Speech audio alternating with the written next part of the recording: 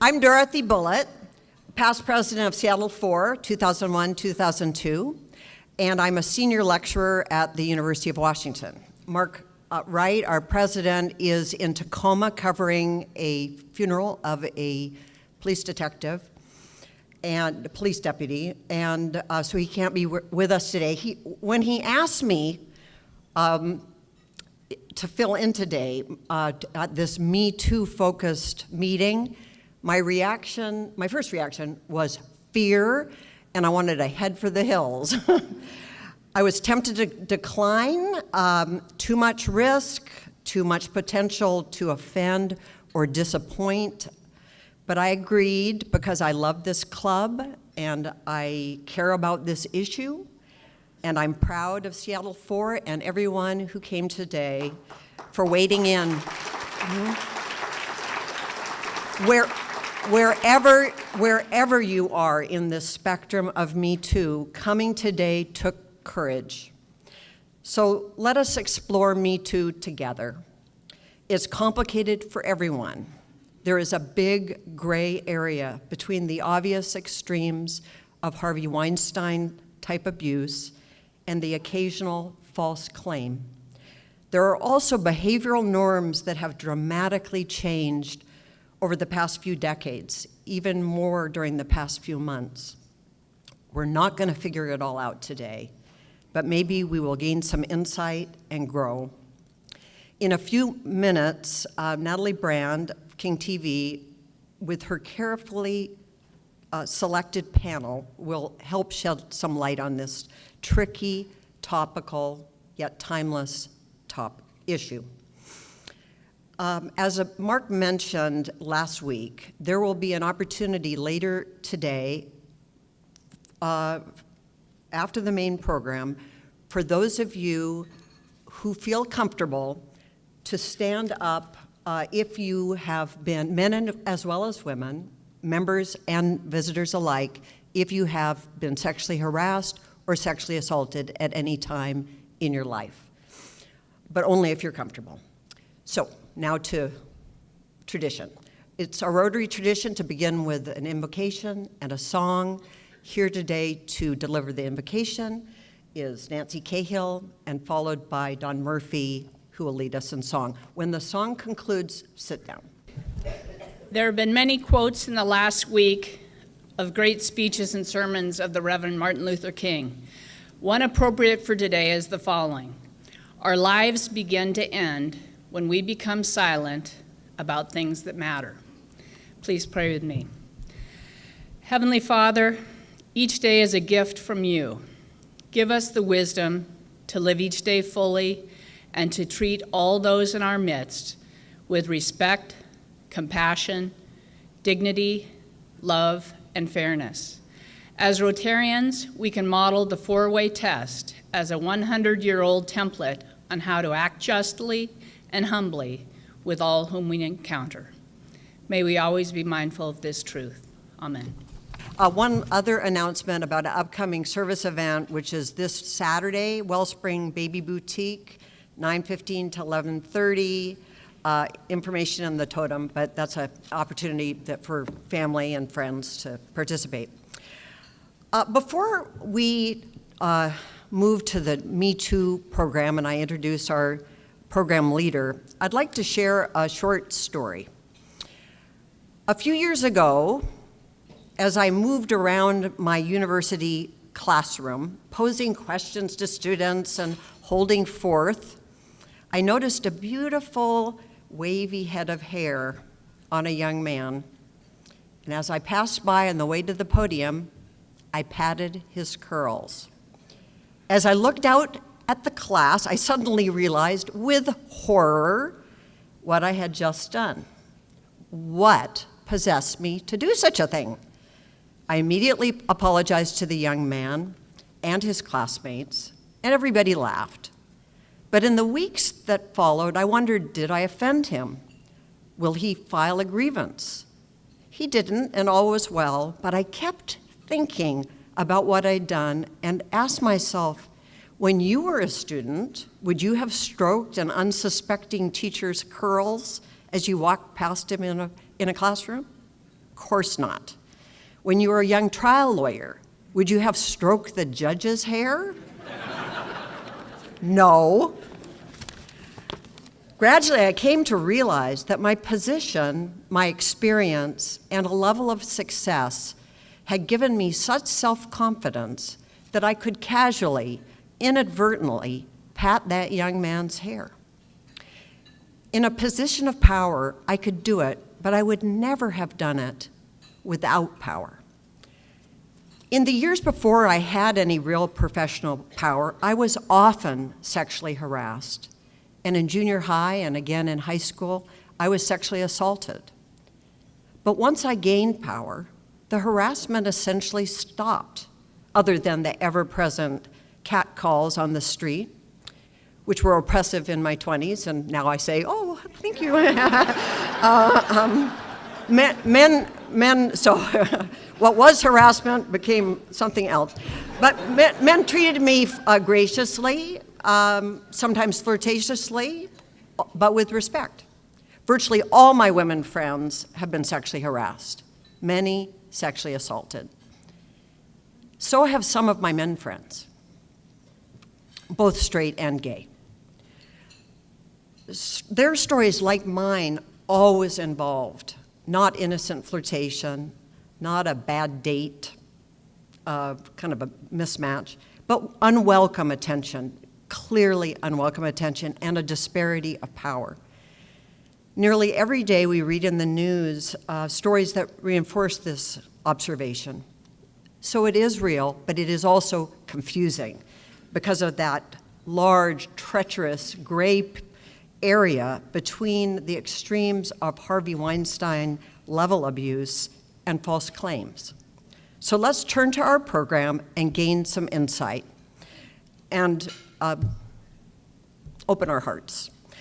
Natalie Brand is an Emmy award-winning political reporter, Mark's colleague. She's with King 5 TV News. She covers national, state, local politics, and policy. Over the past several months, she's taken a special interest in reporting on the MeToo movement and its impact on government and the workplace. In addition to reporting, Natalie serves as a board member and media chair for the National Women's Coalition Against Violence and Exploitation. She became involved with the organization while covering human trafficking as a reporter in Portland and Arizona. Natalie has an MPA from Harvard, the Harvard School, Kennedy School, and a communications degree from University of California at San Diego, her hometown. Welcome, Natalie, and guests, please come on up. Thank you, everyone, for having me. It's an honor to be here. A special thanks to the Rotary Club, Mark Wright, my colleague, and Dorothy Bullitt for having me this afternoon. I've invited some very esteemed guests to have this really important conversation, at times an uncomfortable one, but one that is so important to have about this movement, this moment in time, and what's next. So I want to introduce you to my panelists. We'll begin with Kari Tupper. She is one of the early pioneers and predecessors of the MeToo movement. She bravely came forward and filed a police report in the late 1980s, a sexual assault case against former U.S. Senator Brock Adams. She never intended for her case to become public, but the media learned of her case, and by 1992, 8 other victims came forward to the Seattle Times. It ultimately led to Adams' decision to withdraw a campaign for re-election. Tupper is now a freelance writer. She's also an academic. She taught at University of Washington. She has a PhD and studied gender equity and social justice issues. Lee Locke, you may recognize as a former journalist with Cairo and King 5, and also former First Lady of Washington State, of course. She went public about sexual harassment in the workplace in 2016 and even created a safe space on Facebook where others could share their stories. This was in 2016, before MeToo. Mona currently serves as VP of Strategy and Business Development at MG2 architecture firm and remains a powerful MeToo voice in the community to this day. Wendy Gillihan is the founder of Griffin Consulting, a management consulting firm specializing in HR and accounting.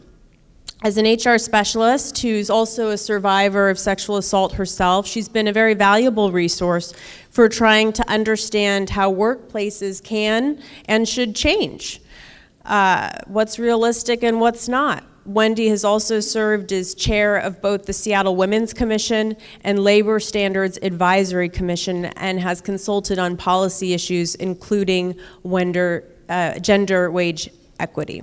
So I'm going to begin with a question for Kari. Kari, why do you think these early cases, your case in the late 80s and in the 90s, did not lead to a larger movement back then? Around the time of Anita Hill, there was unprecedented media attention for that time, but why did it not back then lead to what's now the Me Too movement? I think, can you hear me all right? Yep, okay. I think there are a lot of reasons that didn't happen. For one thing, people saw how women who came forward were treated, and that was frightening. So, for example, in my case, people raised questions about my mental sanity. They claimed that I was motivated by the desire to marry the perpetrator, and when he spurned me, I got revenge on him by filing a criminal case. There were claims about that I was going after money, and I think the same sorts of accusations were made against Anita Hill and then also against Suzanne Albright, who filed a sexual harassment lawsuit against Mike Lowry. And so people saw how those coming forward were treated in public, and there was just a lot of ignorance about what really constituted sexual harassment, sexual assault, sexual violence, especially when the two people knew each other. And I think one of the things that had to change before we could set the stage for the Me Too movement and people coming forward was a sense that the general public would know something about the issue, and that rapists and those who sexually assault people are not just the guy in the alley who runs up behind you and jumps on you, but that in fact around 85% of sexual assault victims know their perpetrators. So one of the things that I think has happened and that needed to happen before people could come out is there needed to be a lot more awareness of the prevalence of violence and assault and harassment between people who know each other, and to redefine what constituted sexual assault and sexual harassment. So there are lots of other historical moments that I think have been significant in the 30 years since I filed my criminal charges and now.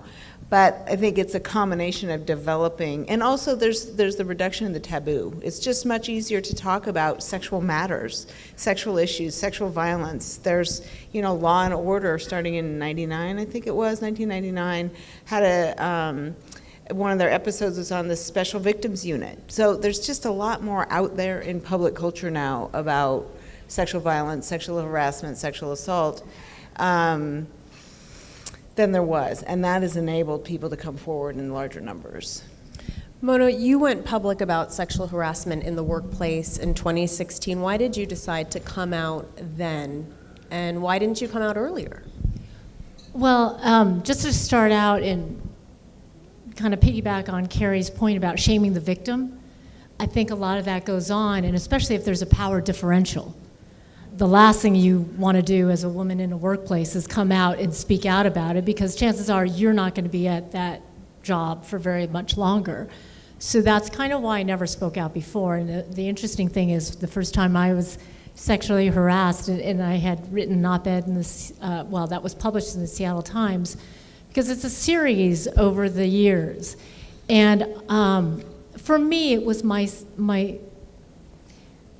son, having gone through a sexual harassment instance, and my son being old enough to understand it, and my kids had to watch the effect it had on me. I think he had always said, Mom, you can do anything you want to do. And I know that someday you're going to be a voice for those people. You're going to help people. So that, during the election year, and I don't think it's a political, I don't think it should be political, sexual harassment. It's really about behavior that needs to change. It happened to be during the election with Trump versus Hillary, and the women the tape had come out with him, demeaning women, and then women had come out to accuse him, and I saw, again, the shaming of the victim, and I found myself every night just so mad at the TV and, speaking to the TV. And, of course, I had young kids, so speaking nicely to the TV, thinking different thoughts. And I realized, you know what, this is not going to stop, this narrative in my head. I need to write. I just need to write what I'm thinking as a way, more therapeutic. So I wrote it all out, and after I wrote it, I thought, my son's words kind of kept coming back, and I thought, you know what, I'm in a position where I actually can post this and speak out for women. And so I posted it to the Facebook, my Facebook page, and I have very small, I have 300 people. I really keep it, it's a lot, but I keep it smaller. And it kind of went semi-viral to thousands and thousands, and we were just watching it tick. And that's why I started the public page. But I realized that it had struck a nerve and that I wasn't alone. Because I think so often you think it's just you. And when it's someone superior or, your boss, you don't feel like you can speak out. So that's why in 2016 I finally put pen to paper and spoke out. In my reporting and talking to many other victims and survivors, it's clear that assault, abuse, or harassment leaves lasting wounds and can even change someone's career trajectory, their life. So that's something that really hasn't been reported on too extensively, or maybe there's not a huge amount of public awareness about this. What would you like the room to know about potential impact? I'll open it up to everyone, starting with Wendy. So I'll share a little bit about my story. So my sexual assault case happened in 1998. And while there was a conviction, the perpetrator actually pled guilty and served a whopping 21 days because, that's the level of importance that was placed upon that type of crime, apparently. What happened next, though, is what caused dramatic impact on my life to this day, unfortunately, which is that the perpetrator then started stalking me. And many of the people in this room are attempting to build their careers and run a business. Imagine how difficult it is to try to run a company, to grow a company while trying to be invisible. It's been possible. I've been in business for 8.5 years. Most of my business comes from word of mouth because being out and doing this kind of thing is quite challenging. I think that, and many people, as I've been more public, have shared similar stories of whether it's domestic violence, whether it is, this type of situation where you have someone who was committing acts of sexual harassment and then we're unwilling to let that go. It can be a much longer term issue than people realize, and that is truly something that has not been talked about yet. I think it affects you in how you, affects me in how I dress, how I act in a meeting, and even the last case where my boss, who was a female, said to me when I was on my way out the door, Mona, maybe if you just moved his hand off your leg, it wouldn't have happened again. And I thought to myself, here's a woman telling me this, and really it shouldn't happen in the first place. And I think your cases are more extreme than mine, perhaps, but it runs the gamut. It runs the gamut from when I first started in the job, when Anita Hill trial started and I was a reporter, and the doctor who I was there to do a physical with before I could start the job asked me to do naked sit-ups and push-ups when I was undressed. And I said, no, asked me if I needed a breast exam, which had nothing to do with the job itself. It happened over and over again to the point where invited into hotel room, dressed just in pajamas or boxers, no, do you want to do the speech or not? You need to come in. So I think regardless of the gamut, it impacts you as a person, as a woman, your worth. And as I said, most visibly, like how I dress. Oh, I don't want that to be too tight. Oh, I can't wear this. Oh, this shows too much. So I think it's just good to know, because we oftentimes, you don't wear those scars, right, in front of you, but mentally it's there. Yeah, I think I would echo that very much so, is that I'm always aware of my public presentation of self and how that might or might not speak to issues of sexuality, of credibility, those kinds of things. I have had, I'm pretty much through it now, but PTSD related to public exposure. Not so much with respect to the sexual assault, because I was drugged, so I don't remember much of it, but to the media attention that went on for 4 years and the sorts of things that were said about me, that I've had quite a bit of, at times even phobia about public exposure. I'm very private. I don't participate very much in social media. The social media was not a factor, fortunately. I've always been grateful for that. When I went through my case, but I have a robust social media presence now, because all of the articles about me, including those that make, wild claims about my credibility or lack thereof, are online.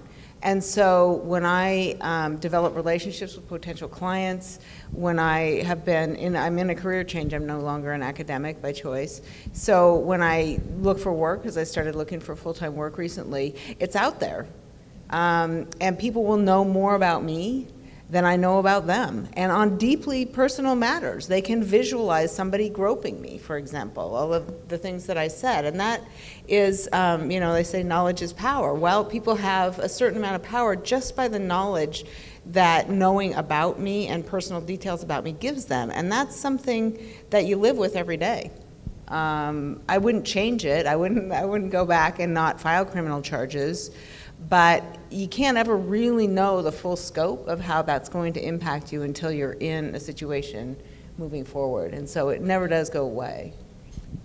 This movement has brought about so much public awareness, and we're talking about it now. We're speaking, there's power in speaking about it, but the next step will be transitioning to change, and that's something that's now a new focus. So to Wendy, what needs to happen next in the workplace to really make lasting change? And what is realistic or not realistic about things that we can change in a workplace between managers and employees? Well, I'm going to start with a really simple place. Now, I'm sure everyone here at your workplace has an employee handbook.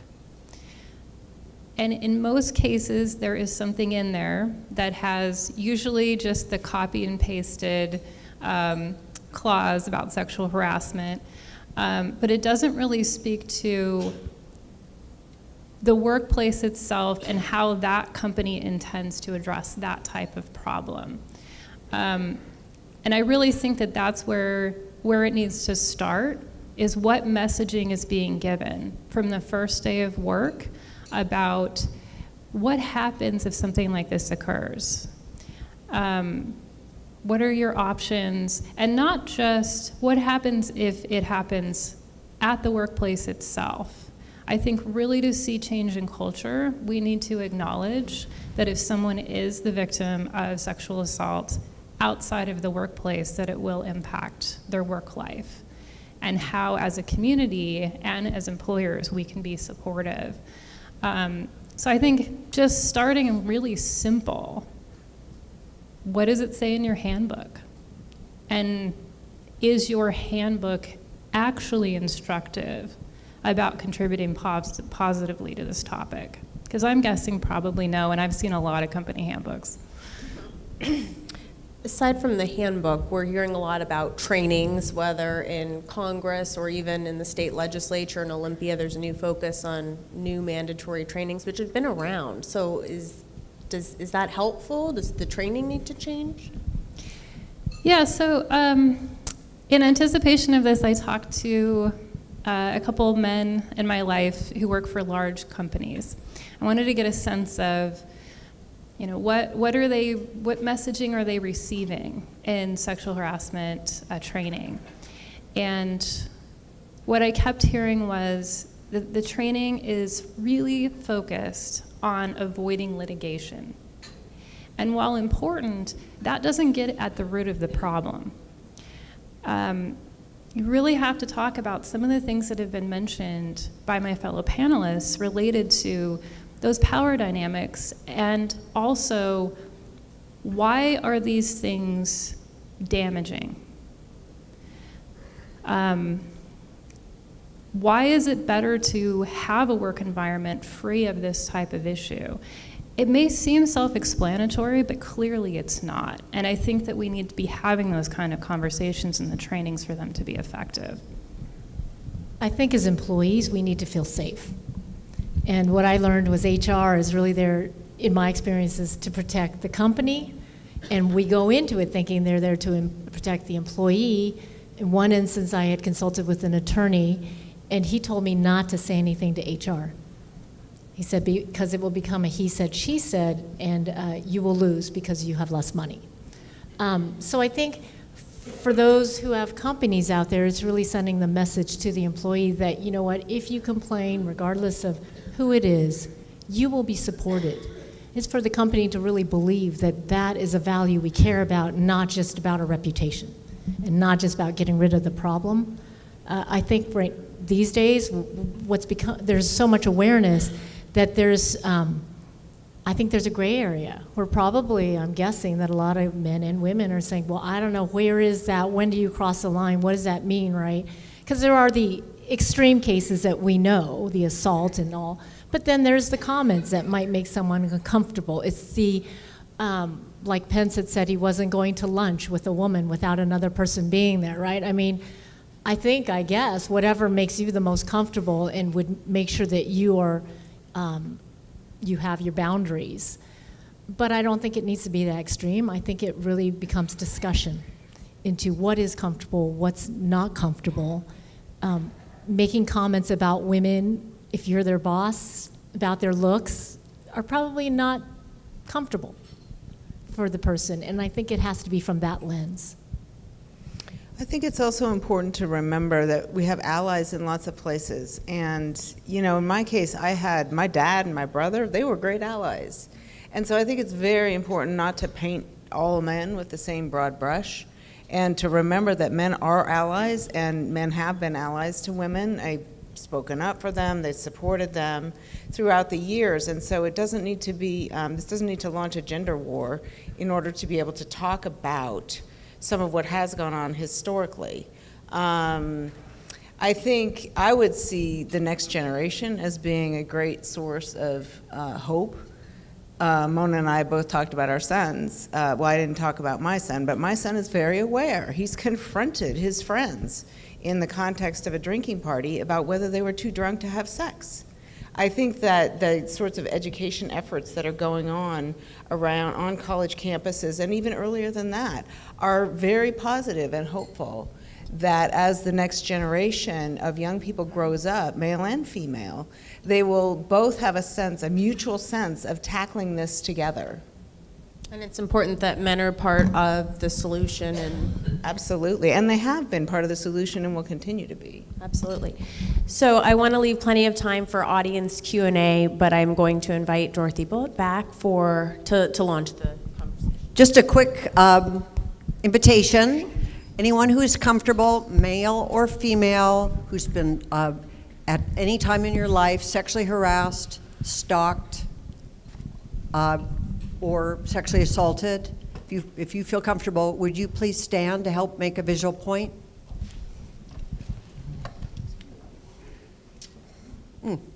Oof. It's quite a sight. Okay, thank you. Thank you all this is really very important conversation. And the MeToo movement has gone worldwide.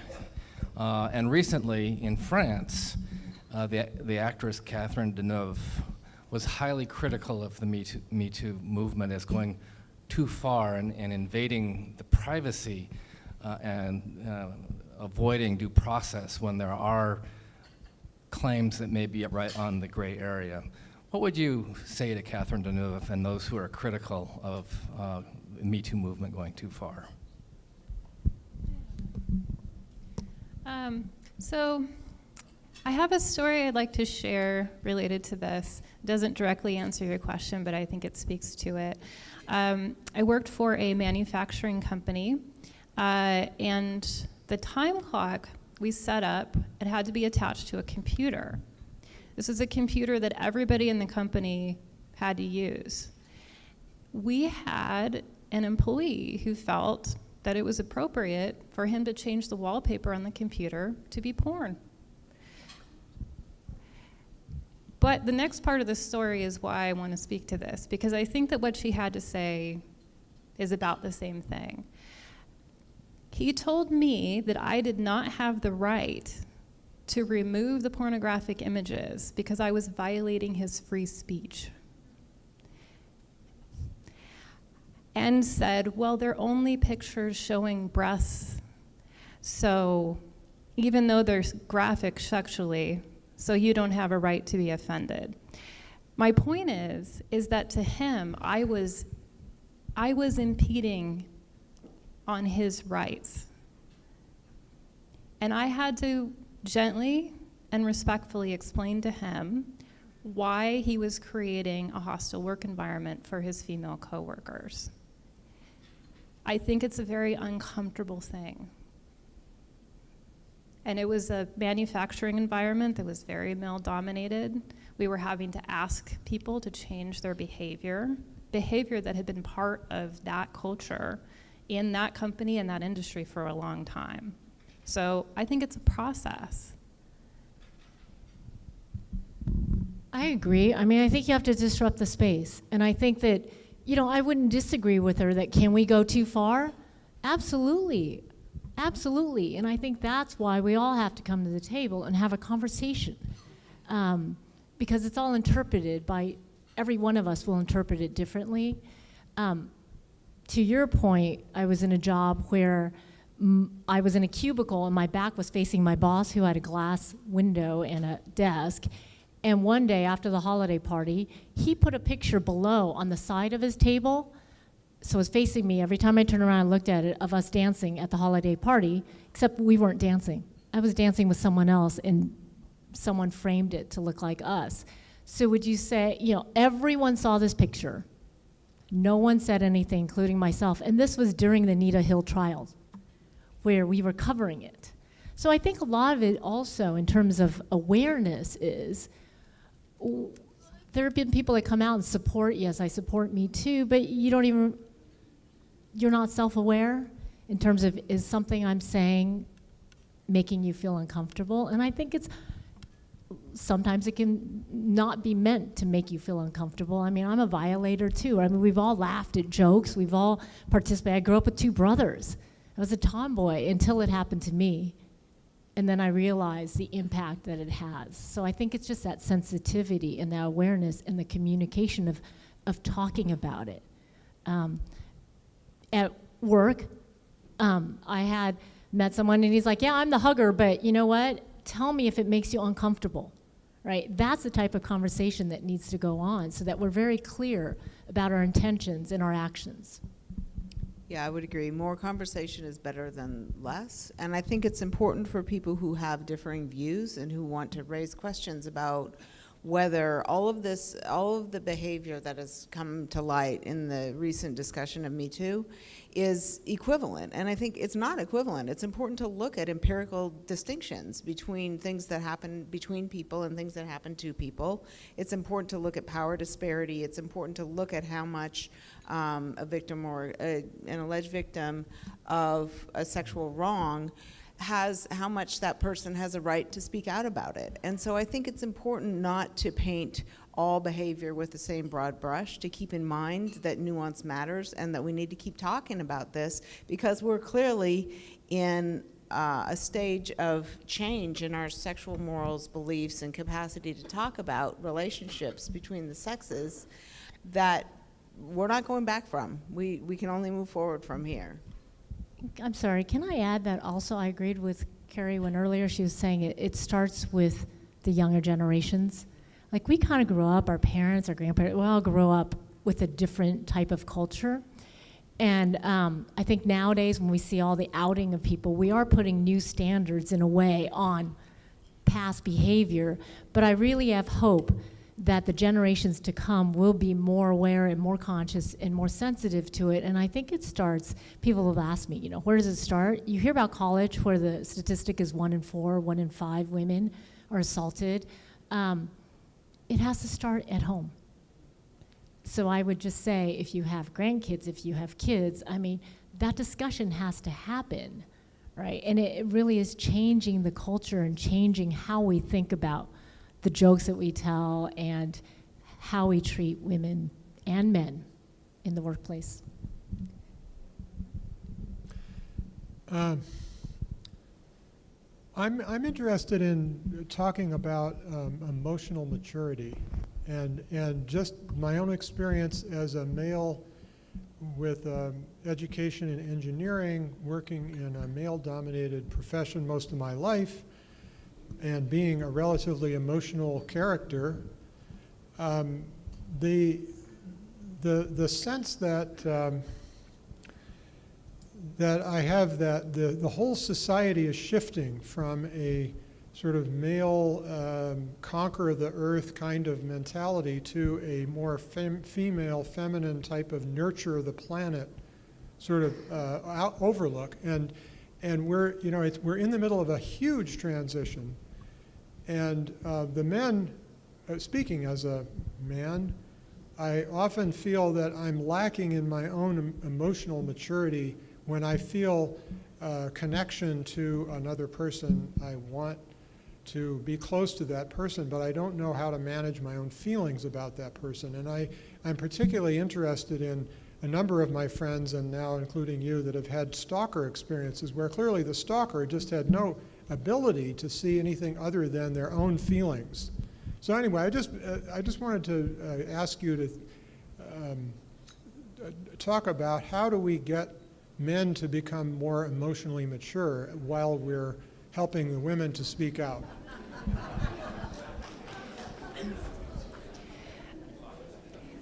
So a couple things. One, one of the examples that comes up in sexual harassment training, for example, is about telling jokes. And the example I like to give is, okay, you tell a joke. The person that is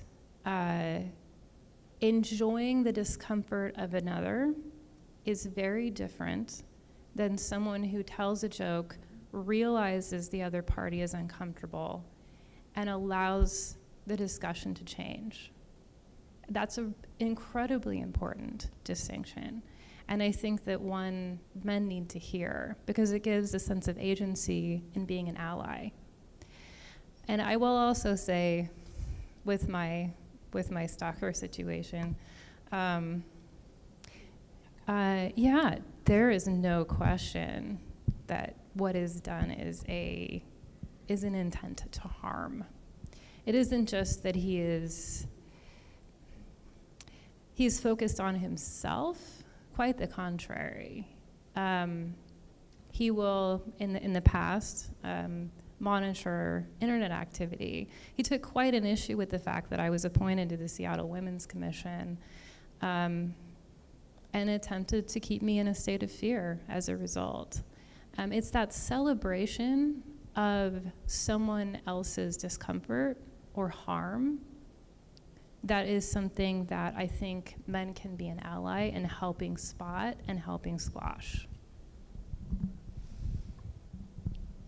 And I think it's like bringing up any difficult topic in a relationship. Again, presumably, especially if you have a parity of the power of the two people involved, there are ways of bringing up difficult subjects that are more and less likely to result in genuine communication at the end of it. And so I think the the onus is on both parties in one of these awkward situations, and these conversations are inevitably going to be awkward.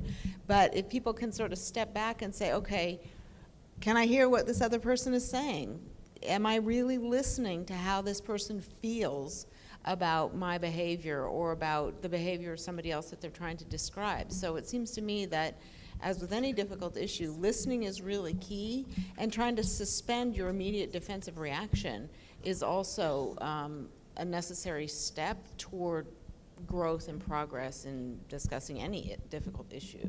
And I would say speaking up for others when you see it happen, because sometimes as a victim or as a perpetrator, you're not even thinking it's happening, you're not realizing it, or you're not feeling empowered to speak up.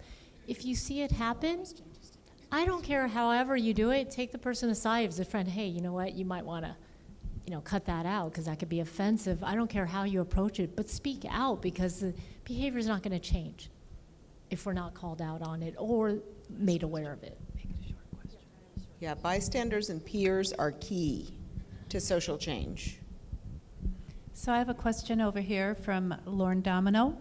Yes, first I would just briefly like to offer a vernacular switch that I heard recently that I really like, moving from male-dominated to male-saturated, in the sense of starting to take some of that power dynamics out of an environment where we are talking that maybe typically has more men involved than women. So just to offer that to this group to take forward, male-saturated.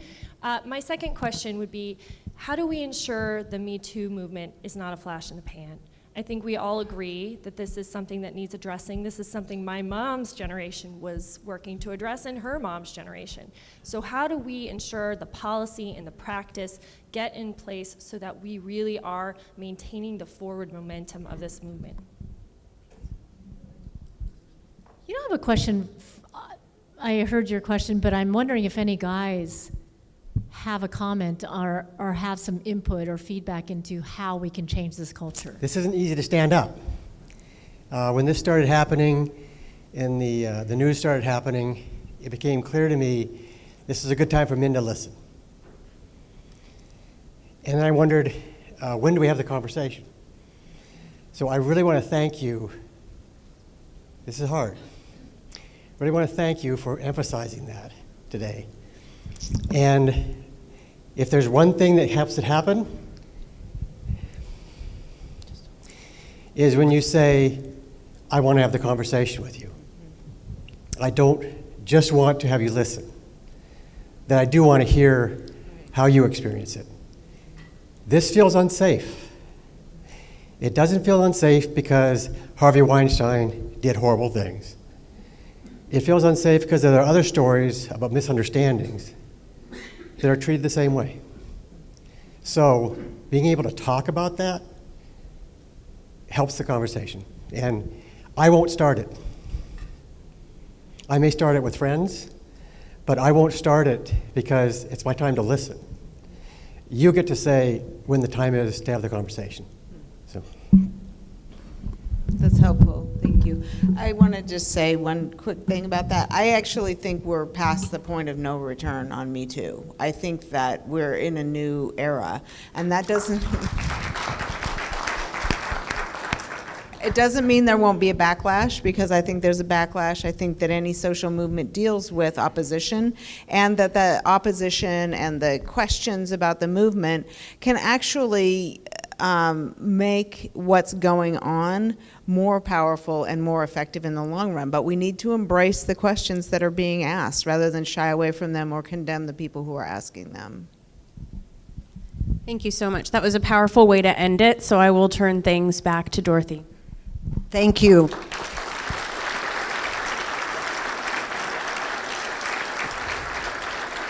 Thank you to our brave panelists, Lee Locke, Kari Tupper, Wendy Gillihan, Natalie Brand, for your masterful work helping us navigate this loaded and complex issue. And thank you, Rotarians, for your willingness to explore this challenging topic in a politically, generationally, gender diverse room.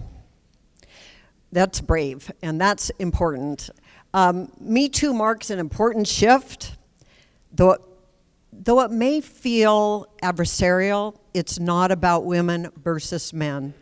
When we face our memories, tell our stories, and stand up collectively against harassment, all of us will ultimately benefit.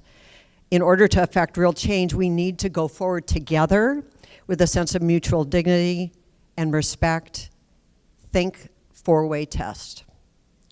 It will require the partnership of strong women and good men like the people in this room to successfully fight all forms of harassment. The problems exposed by the MeToo movement are real and they're emotional, but think of the potential out there for inspirational leadership and innovation by those people whose dreams won't be derailed by harassment or assault, when people who previously would have relinquished opportunities tainted by harassment are liberated to fulfill their potential, and we will all benefit. Next week, we are meeting at a new venue, Hilton Hotel. Our main program, timely as usual, Hamilton, General Barry McCaffrey, talking about national security.